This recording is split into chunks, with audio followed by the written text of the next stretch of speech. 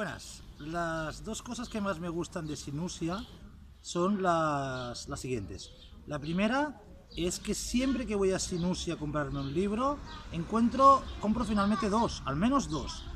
Es una librería que te permite buscar un libro y pasarte un rato en ella, y a través de las conversaciones con las libreras o a través de perder un ratito del tiempo mirando estanterías, siempre te llevas dos o tres libros. Por tanto, tiene una buena selección de libros, y eso realmente a los que nos gusta leer es un placer irnos con dos o con tres libros a casa.